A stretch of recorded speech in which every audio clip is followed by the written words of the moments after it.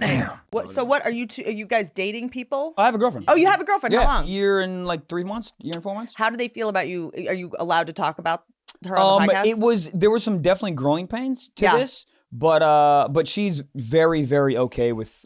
Essentially, we made this rule, which it should have been just a natural rule of just like talk about me through the lens of respect, and that's it. Like you can still be funny and stupid and a cartoonish or whatever through that, but just be respectful. I came on her face respectfully. Yeah, respectful. Like the pause in between.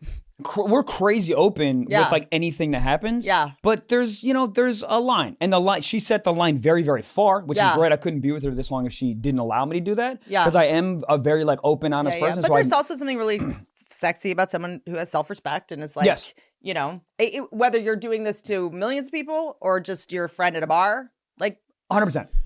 Yeah, I mean, there's because men with podcasts are usually the most respectable people about women. Actually, they just as a general rule, you have to be. Yeah, you'd be surprised. A lot of the women hate women too. So really, I'm not surprised at all. That's a known thing. That's always my thing of like true equality. Like you guys were like just.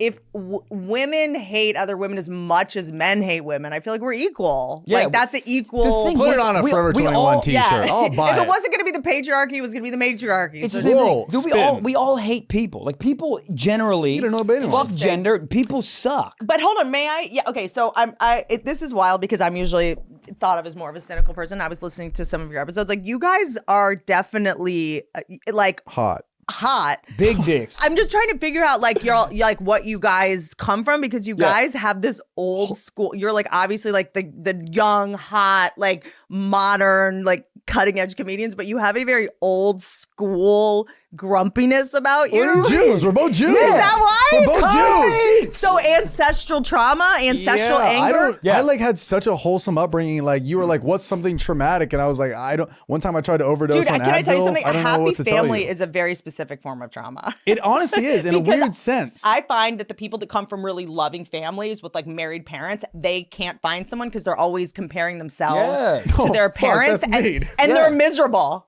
They're like, oh, you're not perfect. Bye. You're not because you screw up seeing a perfect union.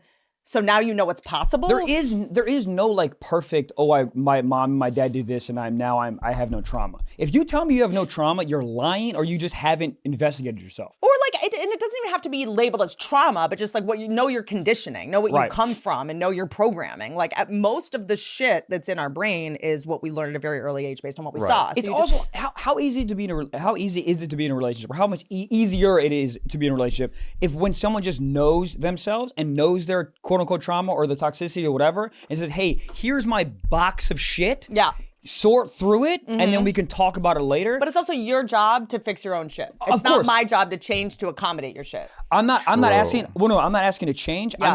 What I'm asking, I guess, from a partner is give me all your shit. I'm not here to fix it. I'm here to know it. Yeah. That's what I just want to know. You have to be self-aware, but also you don't get to go, well, my dad never showed up for me, so that's why I get so freaked out when you're 10 minutes late. It's like, nope, it's your job to go to therapy, BetterHelp, whatever you do, EMDR.com. Promo Whitney. Whoa! Use both. No, use both. Or if you're in a relationship, use Whitney, use socks. No, dude. Break it up. But that's promo where code Travis Scott. Whoa, hey. Remember after all those people died at his concert, he gave out a promo code. Did he really? To everyone for the BetterHelp to be like, Did he really I want to help you. Yeah. Every massive thing that's horrible, there's always one or two people that are like, hell yeah. Dude, they're doing a documentary that's coming out, I think, on Hulu about Hurricane Katrina. I just saw a billboard for it. Of course.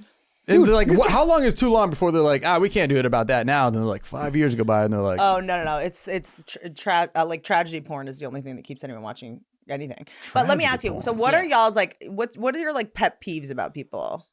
What drives you nuts? I hate ill-mannered people. I'll throw them in front of a Kia. I fucking hate it. Okay, so that they don't die, they just get kind of injured? But that's what I want. Getting thrown in front of a Kia, that's very specific. But that's what I want. I want sort of injured. So then you have to fucking lurch around the rest of your life, knowing that you should have said thank you when I opened the door for you. I don't want you to die. But hold on. But so were you raised in a way, yes or no, sir, manners, chivalry? Very much so. Okay. Oh yeah, I used to answer the phone. Thank you for calling the Wallace residency. This is Trevor speaking. May I ask who's calling every time? But there's also something, and they never would tell me.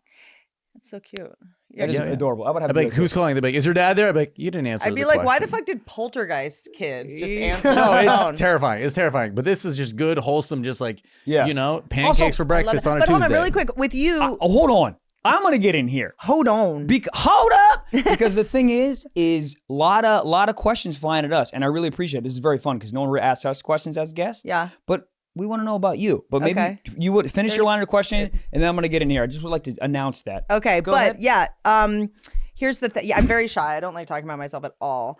But no, I'm just trying to understand you guys because I kind of just like to know people's like shit. Sure. Like their ancestral shit, like what they carry. Cause it's like, I don't know. I feel like there's this like new generation of really funny people who don't basically like think that you have to be mentally ill or really sick and fucked up in order to be funny.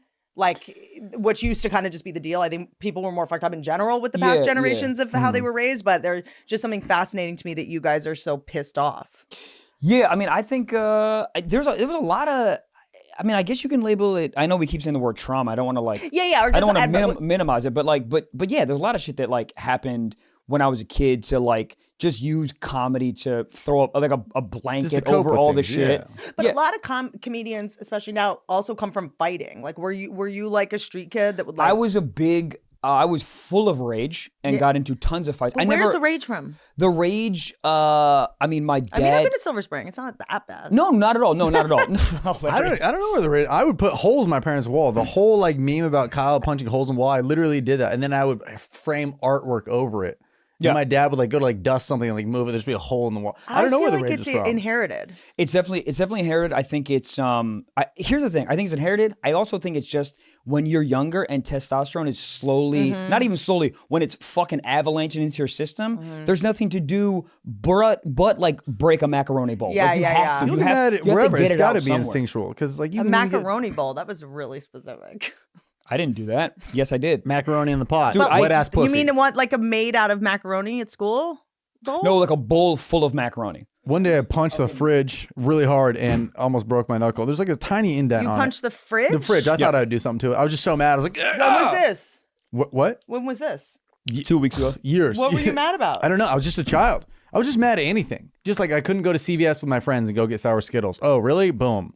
I was just mad at anything. I don't know why I was mad. Okay, interesting. I also have like very like kind of like I'll be like chilling, and then like all of a sudden I just get real panicky. Because Like y'all have very just... like young Larry David energy. Ooh. Like you can complain about anything, and Yeah. like in a good way. I could. But I that's can. good. Yeah. Like I mean, little that's for things, big perspective. things. I think it helps with comedy. That's where a lot of the anger Yeah. comes from. Because you just observe it and you're noticing a lot of things. But yeah, the Larry David thing is, I mean, all the time. I just write in my phone either for video ideas or stand-up ideas. Always, there's a lot of just complaints. When somebody does blah blah blah. What and the tinier it is, like when you do your characters, almost like it's funnier it is because it's so specific. And then you drag it out to a 10. Yeah. Yeah, I don't know what it is. It's got to be instinctual because I feel like I really didn't have trauma. That's really it. I don't know. I I was touched inappropriately once or twice, but like I never really had trauma. Came. Yeah. And yeah. If you like Happy it, it's ending. not. I'm glad I found at a young age what I was into. Yeah, exactly. Left, right, up. Yeah, there we go. So I don't think I really ever had it. So I think it was just in my DNA to just be like a little snappy at times. And that's something I want to work on. I hate that. I hate if I'm at the airport at 7 a.m. someone's like, "Yo, Trevor, fucking relax."